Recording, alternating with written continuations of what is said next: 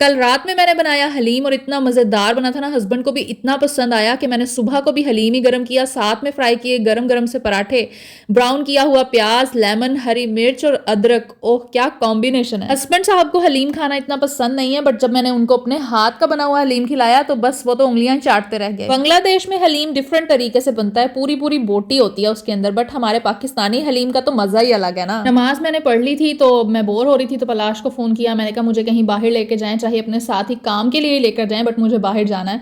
तो उन्होंने बोला कि हाँ ठीक है, मुझे कुछ काम है तो आप रेडी हो जाओ, मैं आपको साथ लेके चला जाऊंगा। बस फिर उन्होंने बोला कि थोड़ी देर में आ रहा हूँ, बट उनकी थोड़ी देर तो बहुत देर थी, तो मैंने सोचा कि मैं अपने काम शाम कर लेती हूँ। पता नहीं ये सभी हस्बैंड्स का मसला है कि 10 मिनट का बोलते हैं और 1 घंटा लगा कर आते हैं। मेरे हस्बैंड का तो ये मसला है भाई। कपड़े भी धुल गए मेरे, बर्तन भी जगह पे लगा दिए, घर के सारे काम कंप्लीट कर लिए, बट हस्बैंड नहीं आ रहे थे। अब तो मुझे गुस्सा ही आने लग गया था। गुस्से से मैंने यहाँ वहां आग लगाई और फिर आखिरकार बेल हो ही गई।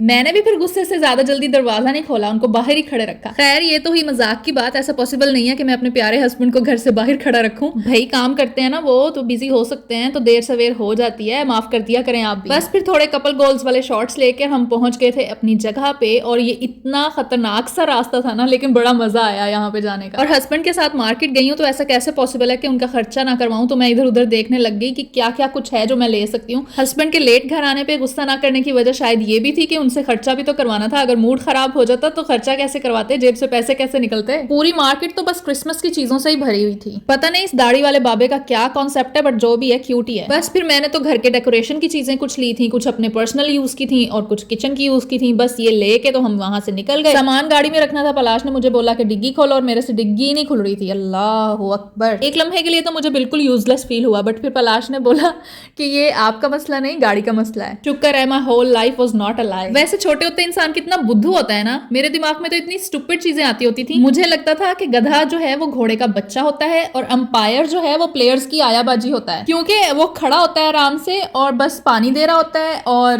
ग्लव्स पकड़ रहा होता है सब प्लेयर्स के। तो मुझे ऐसा ही लगता था कि ये तो इनकी आयाबाजी है। और मेरी भांजी तो इससे भी ज्यादा फनी सोचती थी। जहां उसको बोर्ड नजर आता था ना कि कुर्बानी की खा लें, तो उसको लगता था कि इन लोगों ने कुर्बानी की है और अब वो सबको बुला रहे हैं कि कुर्बानी की, आके खा लें। ऐसे ये स्टूपिडिटी तो बच्चों पे खत्म होती है। अगर आपको भी कोई ऐसी स्टूपिड थॉट्स आती थी छोटे होते तो कमेंट्स में जरूर बताइएगा। खैर बस फिर मैं घर आ गई थी, सारी चीजों को अनपैक किया, अपनी अपनी जगहों पे रखा और घर की वॉल पे प्यारा सा पैटर्न बनाया जो मिरर्स में लेकर आई थी उनसे। इतना टाइम लगा मुझे ये बनाने में, लेकिन बड़ा ही खूबसूरत लग रहा था ये। मेरा आज का दिन यही खत्म हुआ। आपको ये वीडियो अच्छी लगी है तो लाइक कर दें, चैनल को सब्सक्राइब कर दें। मिलते हैं नेक्स्ट वीडियो में। अल्लाह हाफिज।